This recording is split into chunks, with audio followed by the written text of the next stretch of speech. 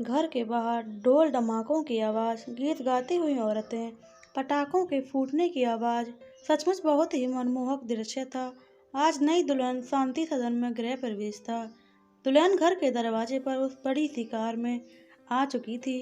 जैसे ही कार का दरवाज़ा खुला, दुल्हन ने पहला कदम रखा और सबने सबसे पहले एक सरसरी सी नज़र से उस पूरे घर पर दे मारी। उस मकान को देखते ही उसका मन अंदर ही अंदर समुद्र की लहरों की तरह हिलोरे खा गया। उस बड़े से मकान में गृह प्रवेश करते हुए निधि के मन को सुकून मिल रहा था। अब तो वो इस घर की मालकिन होगी। बस यही बात बार बार मन में आ रही थी। सचमुच उसका ससुराल कितना समृद्ध है। कहाँ इतना बड़ा मकान और कहाँ उनका छोटा सा घर, जहाँ खुद का कोई पर्सनल कमरा ही नहीं था। कहाँ वो इस समय उस छोटे से मकान की कल्पना करने बैठ गई। अपने विचारों को झटक कर निधि घर में प्रवेश करने लगी। निधि मन ही मन बहुत खुश हो रही थी और ये खुशी उसके चेहरे पर भी जाहिर हो चुकी थी। पति अमर के साथ घर में प्रवेश करने लगी। घर की भव्यता देखकर उसकी आंखें खुली की खुली रह गईं। ऐसा घर तो उसने सिर्फ सपनों में ही देखा था। यह रिश्ता उसकी बुआ ने बताया था। बुआ अमर के घर से 2-4 घर की दूरी पर रहती थी। अमर की माँ की तबीयत ज़्यादा खराब रहती थी, इसलिए वो अमर की शादी करवाना चाहती थी। शायद यही उनकी अंतिम इच्छा थी। अमर एक अच्छा लड़का था, घर बार भी बढ़िया था, इसलिए निधि के घर में सब लोग शादी के लिए तैयार हो गए थे। बस निधि की माँ तैयार नहीं थी, क्योंकि उनका मानना था कि पहले अपनी पढ़ाई पूरी करे, आत्मनिर्भर बनना चाहिए। फिर इस रिश्ते की सुनते ही निधि ने सबसे पहले हाँ कर दी थी। आखिर बुआ के घर आते जाते उसने ये बड़ी सी हवेली देखी जो थी। वो तो उसके ख्वाब ही देखती थी, पर आज वो इस हवेली की मालकिन थी। उसके आगे पीछे नौकर चाकर काम करेंगे। आज उसे अपने फैसले पर बड़ा नाज हो रहा था। अच्छा हुआ जो उसने अपनी माँ की बात नहीं मानी, नहीं तो उसकी बात मानकर सिर्फ पड़ती ही रह जाती और इतना आलीशान बंगला ना मिलता। मन ही मन सोचती हुई निधि ने घर में प्रवेश किया। घर के अंदर की भव्यता देखकर निधि की निगाहें यूं ही रुक गईं। मन में एक लालच सा समा गया कि अब तो वो इस घर की मालकिन हो गई। अब पलक हो वहाँ की सुंदरता को निहारती रह गई। यह देखकर उसकी ननद जानवी बोली, भाभी अभी तो घर में प्रवेश ही किया है तो आंखें अपलक हो गईं। आपने तो सपने में भी ऐसा घर नहीं सोचा होगा। सचमुच किस्मत वाली हो आप, जो ऐसा घर मिला है। लड़कियां जिसे सपने में ही देखती हैं। थोड़ी देर बाद आस पड़ोस की औरतों को विदा कर जानवी निधि को अपनी माँ से मिलवाने के लिए उनके कमरे में ले गई। निधि ने वहां जाकर देखा कि उसकी सास प्रतिमा जी बिस्तर पर थी। अमर ने उसे बताया भी था कि 10 महीने पहले उन्हें पैरालाइज का अटैक आया था। बस तब से वो बिस्तर पर हैं। उनकी सेवा के लिए एक नर्स लगा रखी है, जो शाम 8 बजे अपनी ड्यूटी से फ्री होकर यहाँ से चली जाती है। तब फिर जानवी या घर का कोई भी सदस्य जो उस समय घर में मौजूद हो उन्हें देखता है।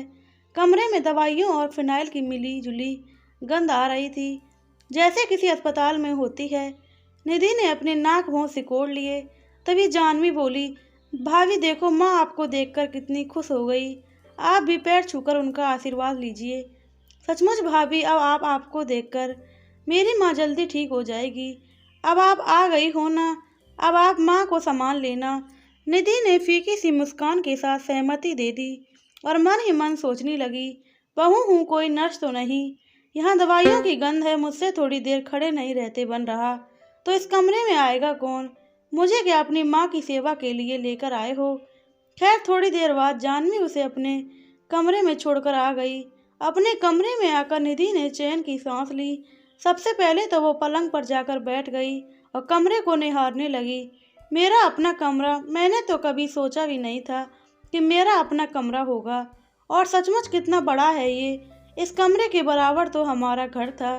सचमुच मेरी तो किस्मत ही खुल गई। लेकिन इस सास का क्या करूं? बीमार सास पल्ले पड़ी है मेरे तो, पर फिर भी ठीक है, ज़्यादा किच किच नहीं करेगी। और फिर कितने दिनों की है? ननद भी शादी के बाद ससुराल चली जाएगी, फिर तो सब कुछ मेरा ही है। खैर अभी तो ये सब सोचूं, अभी तो इसके लिए बहुत वक्त है। अभी तो हम हनीमून के लिए कहाँ जाएंगे, मुझे तो सिर्फ इस पर फोकस करना है।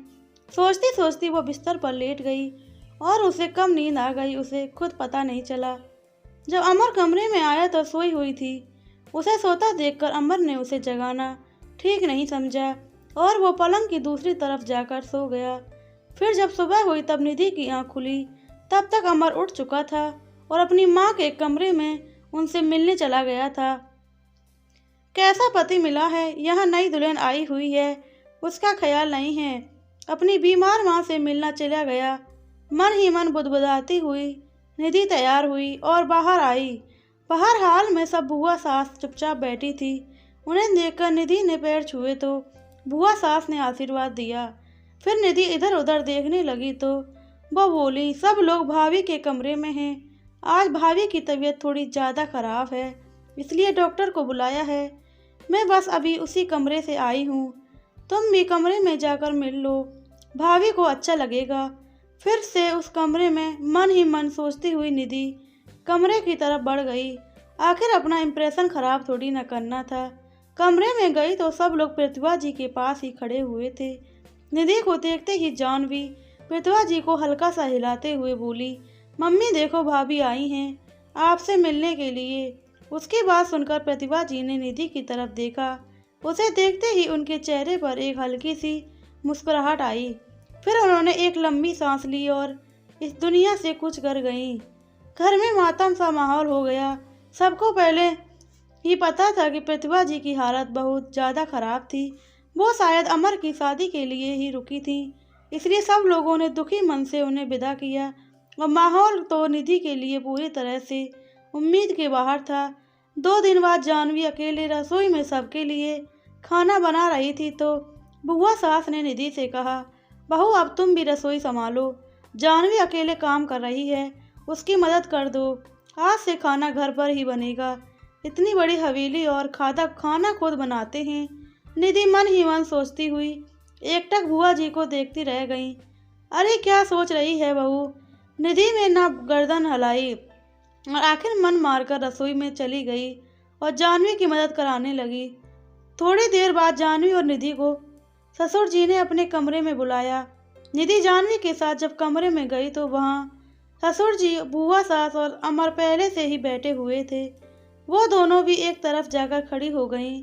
तब ससुर जी बोले, देखो जैसा है कि तुम जानते हो कि प्रतिभा के इलाज के लिए काफ़ी पैसों की ज़रूरत थी। ये बंगला हमें बेचना पड़ा था। वो तो इसे मैंने अपने दोस्त को बेचा था, इसलिए उसने इजाज़त दे दी थी कि जब तक प्रतिभा है तब तक हम यहाँ रह सकते हैं। पर अब हमें 15 दिन के पूरे कार्यक्रम के बाद ये घर खाली करना पड़ेगा। तुम लोगों पर एकदम से काम का वजन ना पड़े, इसलिए कह रहा हूँ कि धीरे धीरे इन दिनों में अपना अपना सामान पैक कर लेना, ताकि तुम लोगों को परेशानी ना हो। ये सुनकर सब लोग जहाँ चुप थे, वहीं निधि के तो पैरों के तले जमीन खिसक गई। कहाँ तो वो उसे बंगले को देखकर इसकी मालकिन बनने के ख्वाब देख रही थी और कहाँ एकदम से जमीन पर आकर गिरी।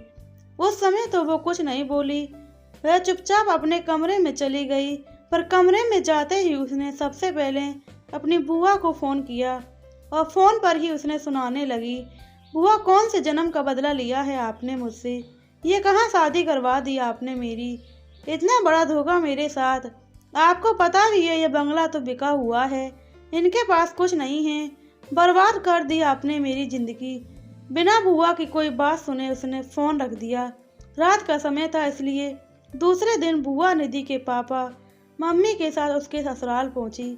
घर का माहौल ही ऐसा था कि तो किसी को शक भी नहीं हुआ कि वो लोग क्यों आए हैं। आते ही निधि की मम्मी ने उसकी बुआ सास से पूछा, निधि नहीं दिख रही, अंदर रसोई में है क्या?